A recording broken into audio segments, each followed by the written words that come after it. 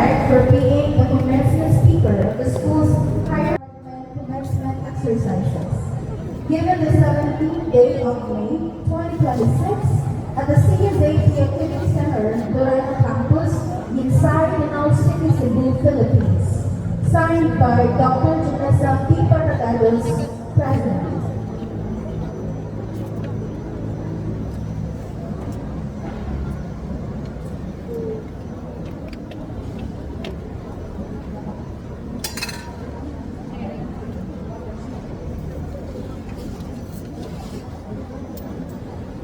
On top of the celebratory smiles and atmosphere that we all share today, there is nothing more invigorating than to hear one heartwarming message from one of the excellent graduates of the Colegio de San Antonio de Padua. Please help me welcome with our most resounding applause, Mr. John Vincent Ibanez from the College of Nursing. Praise Mr. Ibanez.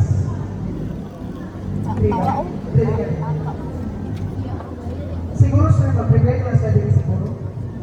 Or ikaw, ano mo na lang? Okay, sir. Ikaw nga lughatan sa plan of education. Dili din siya. Balik lang, okay, sa plan is. Ay na lang, atong yung more sa mura, abot sa sticker sa tumak. Ha? Ika na siya para sa plan. Sige, alalay ko siya ito. Thank you very much, General Celito A. Soriana, Philippine Army Retired.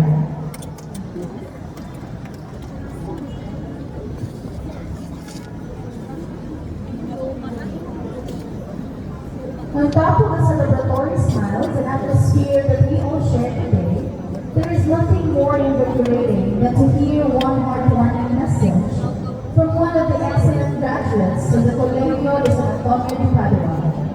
Please help me welcome with our most resounding applause, Mr. John Vincent Ibanez from the College of Nursing.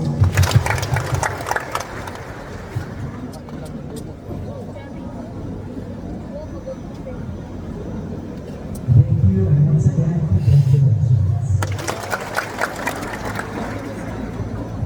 Thank you, Mr. Ibanez, for your valuable insights and commendable address.